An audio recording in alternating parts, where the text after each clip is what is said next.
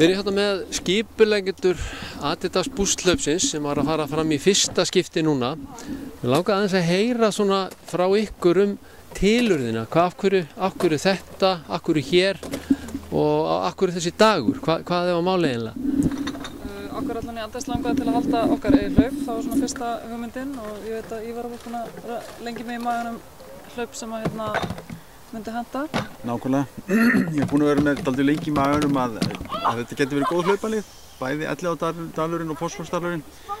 Ég var svona taldi nokkuð víst að væri frekar hröðbraut, menn eiga ekki að ná góðum tíma ef þeir gera þetta rétt. En svo eins og Ragnarður segir þá vildi Adidas á góðum tíma þegar skotnir og bústið alltaf ganga svona rosalega vel, koma með sitt eigin hlaup. Þannig að þetta bara smellpassaði saman að búa til eitthvað gott úr þessu. Svona rétt fyrir verslunarmannahelgi og lengja verslunarmannahelgina. Við erum með smá fjör og góðri braut. Bara held ég að hafi gengið vel. Þið voru frábærlega heppin með veður, það er ekki vafa á því. Það er kannski fjöldinn, var hann ekki svona umfram væntingar? Sko, okkur dreymdum að kæmi allan 100 manns í fyrsta hlaup, en við vorum með alveg tæplega 400 manns og þannig að við vorum alveg alsæl með það. Þetta kom vel óvart. Já, það þykir allavega gott að starta með 400 manna hlaupi, það er nú bara þannig. Undirbúningur sjálfur, eru þið búin að vera lengi að undirbúa eða hvernig fyrir nátt í stað? Við erum bara unnið þetta svona í sameiningu og það er svona við erum búin að læra margt af þessu sem það sem við erum að gera til fyrst skipti, en jú, við erum búin að vera undirbúið í dagvann tíma. Og gengið vel bara þannig séð?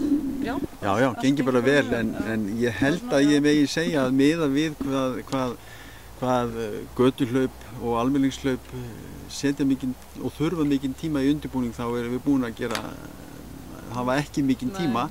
Við erum búin að gera mikið á einu mánuði. Ég held að ég segja það, sko, og í svona auka starfi.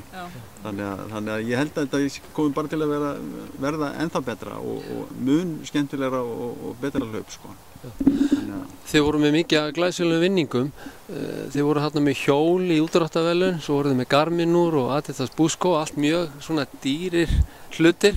Hvernig fannst ykkur svona fólk taka í þetta? Var alltaf það við spila svolítið inn í þátttökuna ásamt veðrinu? Já, alveg klárlega.